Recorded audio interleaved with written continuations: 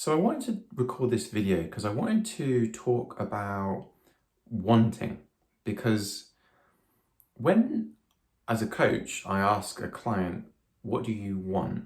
There's a few things that happen that are interesting to me and that are really important for a coaching conversation. So let me start by saying no one wants coaching. What people want is what they want, and they think that coaching is what will help them have it. So really a coaching conversation is about helping you have what you want. But as a coach, I ask people what they want all day, every day. And usually one of two things happens. One is the client will say, I don't know what I want. Or two, they will tell you what they don't want. They might say, well, I don't want to be feeling stressed. I don't want to be feeling anxious. I don't want to be in this job anymore. And that's not really what you want. That's what you don't want. Sometimes a third thing happens. I'll ask someone what they want, and then they start to tell me what they think they should want.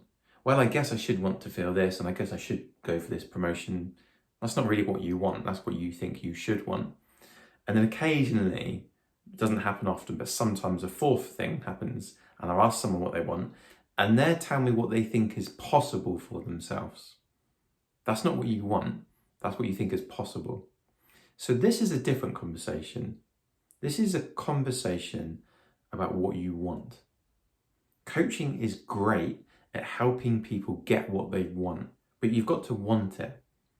Now, when I got into coaching, the long version of this story is it started with someone asking me what I want.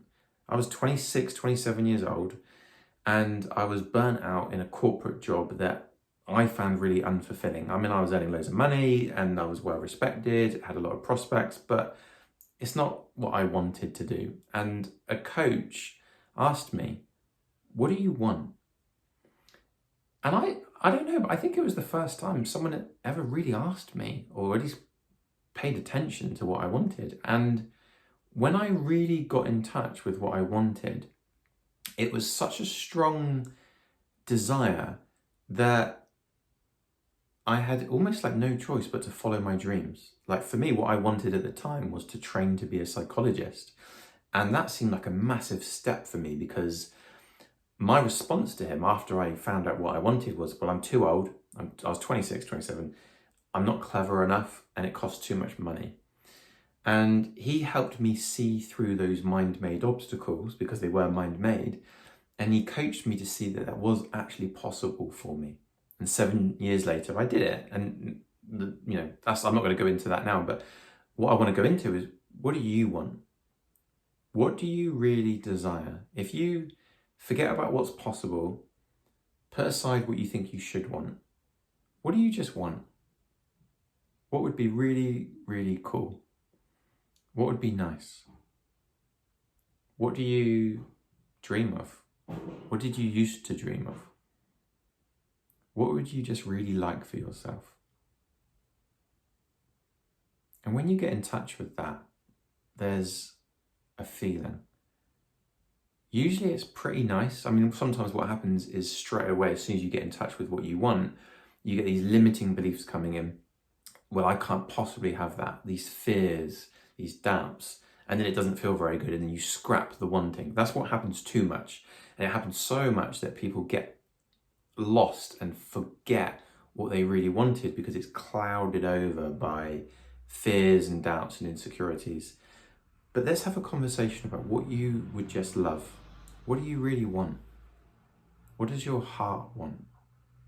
What does your soul want, maybe even? And what do you want? It might not be something big. If it is something big, maybe that's what you think you should want. Maybe right now you just want a cup of tea. Maybe you want a rest.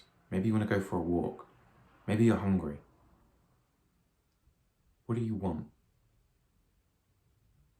And when you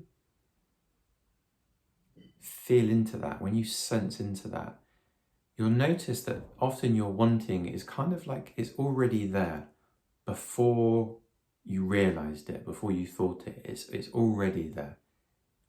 If it is already there, then that's what we call a natural wanting. And that wanting is in alignment with who you really are, your true self, your highest self.